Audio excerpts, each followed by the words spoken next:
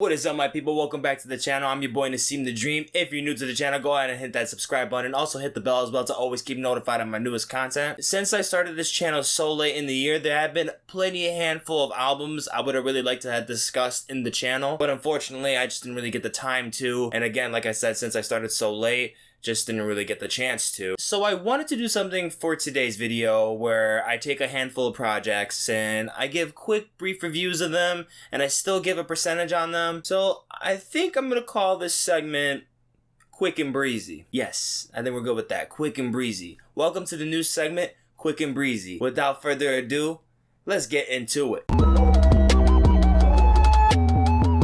For the first project I'd like to discuss in this new video, I want to talk about Sega Bodega's newest LP, Romeo. The record has its moments of impressive production tricks with its experimentation. I just couldn't really get myself into much of it. There's certainly a few duds to me, but I'd say for the most part, Sega Bodega has a few good tracks on here that make it worth going through and make this a decent project. My favorite being on the record Cicada featuring Arca. It's just a great blend of electronica and experimentation with vocally and production wise. I think it's pretty well. Some of the combinations when it comes to Sega Bodega's vocal performances on some of the tracks, especially on the solo work, don't really come in so tasteful. I'm gonna give Romeo 62%.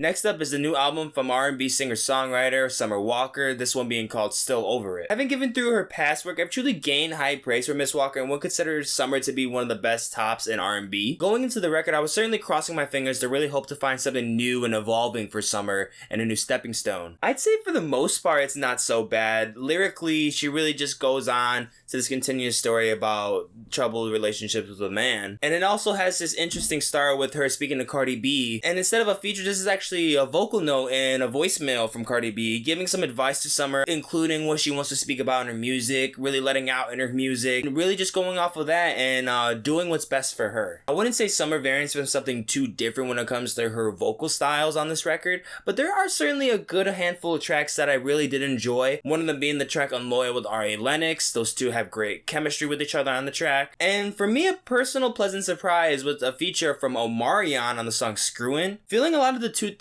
R&B influences on the whole LP, this track in particular really enhances those traits and really gives you that nostalgia feeling of how R&B sounded in those late 2000s. And notably at the very end of the album, we have Sierra sending out a prayer, which I assume is probably to send some more clarity and to really top off the rest of this album when Summer fishes out all the negativity she's been through this relationship. Overall, I was left satisfied for the most of the project, even though there might be a few tracks here and there that don't really have any memorability in it, nothing that you really want to return back to. But it's still enjoyable to hear Summer come out with new music, and I still look forward to more Summer Walker music in the future. I'm gonna give Still Over It a 70%.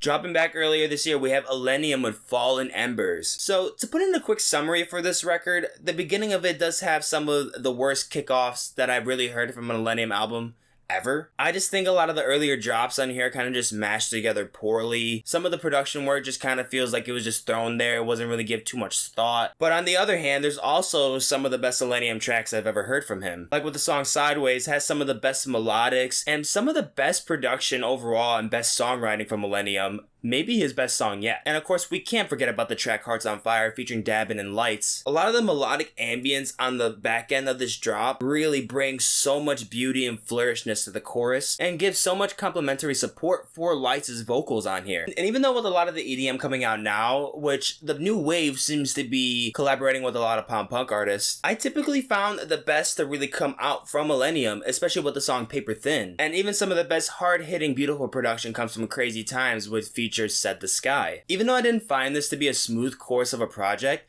I did find some of the tracks on here to be some of his best work yet. And to mention, I also am very happy for Illenium for him to receive his first Grammy nomination for this record. I'm gonna give Fallen Embers a 74%.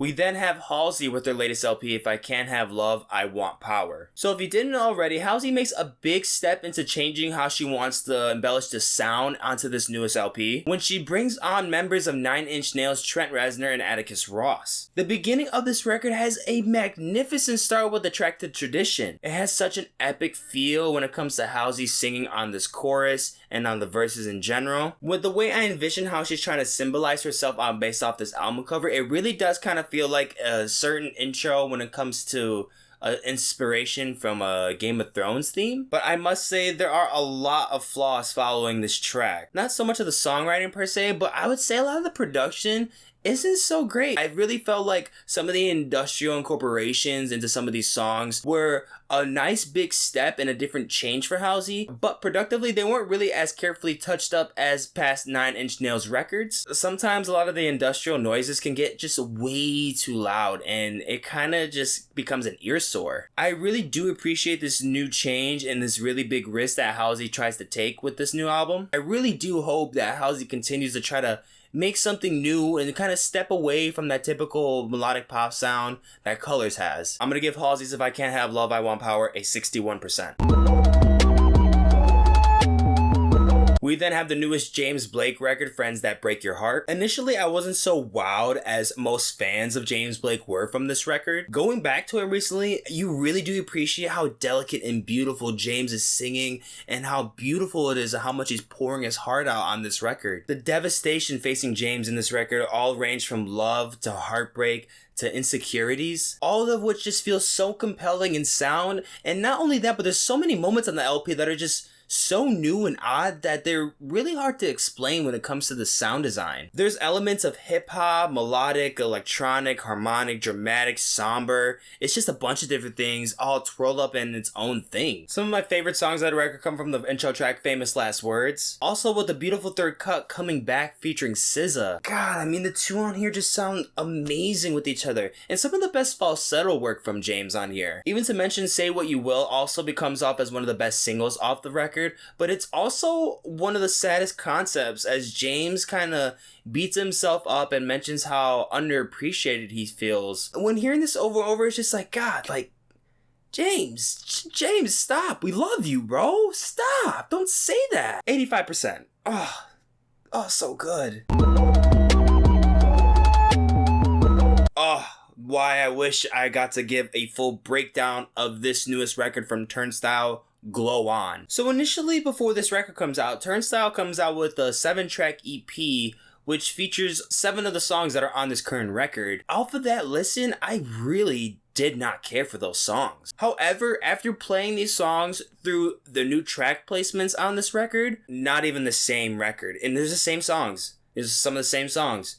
But it's not the same. With the first 3 tracks already off a fucking kick-ass start with like a dream pop kind of template on there. The way the arpeggiating synths just really set off that dreamy vibe, and then you just get into the hardcore of this alt-rock style. It gets fucking crazy. Mystery is a great intro from the track, but also how about that hardcore punk hit Blackout? Like, oh fuck, that shit bangs. Those guitars are gleaming with excellence. Oh, if I must say something, I feel like bringing Blood Orange on the record, giving him this unworldly godlike image of this entity role on the record sorts of suits the themes on here. I probably would have preferred something more musically from Blood Orange, but I do think this is a great record for the band. It has such great rapid fire of adrenaline pumping tracks, great production, great heavy riffs, great instrumentals with some nice changes to the embellishments on here. This is a great hardcore punk record. I'm gonna give Glow On a 79%. We then have Kacey Musgraves with her newest album, Starcrossed, which, wow, this sounds even more bland than Golden Hour did. Which, to be honest, I did enjoy that record. Mainly with Golden Hour, simplicity was really the dominant characteristic. With this one, though, there's just so much lacking songwriting creativity on here. But I also just think this has some of the worst singing from Kacey. Like, she is a great singer, but on here, there's no demonstration of her skills. If anything, I appreciated some of the concepts of her opening up about her divorce, but, I mean, it's just, I didn't care for it. 33%. I'm sad. The next one I got up is French metalcore band Landmark's Lost in a Wave. So in my opinion, this is one of the best metalcore albums to come out this year. It has such a raging kick-ass start with Lost in a Wave and then falling right into Rainfall. Very heavy riffs, very brutal screaming and brutal breakdowns on here. But I must say, progressing deeper into the record, it gets more dull and more dense and loses that taste. Sort of kicks up more in the tail end of the record, but it's nowhere near as kick-ass and as high energetic as the first 2 tracks were. As much as I really did enjoy the first third of the record, it really doesn't hold the weight of the rest of the record. I'm gonna give Lost in a Wave a 54%. Then we got the phenomenon himself, Lil Nas X, out with Montero, which to mention the album does feature popular hip-hop producer Take a Day Trip, and then also features guest producers such as Kanye West, and easily has some of the best tracks of the year on here. My favorite being Industry Baby. The best comparison I heard for this track in particular is it's the comparison and it's the replica of Queen's We Are the Champions, which totally fits the picture. I mean, Nas is on here flexing his success, dumbing down the haters, and pretty much just soaking in the glory. For the beginning for the record, it is on a great start, but there are some rocky moments on the record as well. One of the songs being Tales of Dominica, another one being Void. It doesn't really put anything new on the table. I'm not really into some of the build-up moments in here. It just goes on to some fake-out transitions. Life After Salem is also a bit rough around the edges, but also along with Industry Baby, there are some really good songs, like with the song Megan Thee Stallion, Dollar Sign Slime, has some of the best production in hip-hop currently in this year. Some of the best pop traps come from That's What I Want and also Montero. So overall, I would say Montero is a mixed bag of sorts, but for the most part, the songs that are really good on here are really good. I'm gonna give Lil Nas X's Montero 61%. For the last project I want to talk about Big Sean and Hit Boy's What'd You Expect. So I will say this EP did come out at a very unfortunate time. It actually came out the same time that Kanye West's Donut came out. Not only that, but with a very confusing moment on the record where Kanye says he regrets signing Big Sean, which is such a blow. I mean, why would you say that? Why would you say that? Can't fix it. Why would you say that? So unfortunately, Kanye did take a lot of the momentum that this EP could have gained. But for what it is, Big Sean and Hit Boy do come together to make some pretty great and clever hip-hop tracks. What a Life being the biggest highlight on the EP, which is also a single that I already broke down on my Singles of the Week video. It might not be some of Big Sean and Hit Boy's best work yet, but I'd say the two definitely complemented each other well on here and definitely gave some good bangers on here. I'm gonna give Big Sean and Hit Boys What You Expect an 83%. Guys, as always, thank you so much for watching the video. If you enjoyed this new segment, go ahead and hit the like and share button. Also subscribe to the channel and hit the bell as well to always keep notified on my newest content. Down in the description, you'll see the links to all the projects that I discussed in this video and also the links to my social media accounts so you can keep up with me on the daily. I'm gonna catch you in the next video. Deuces.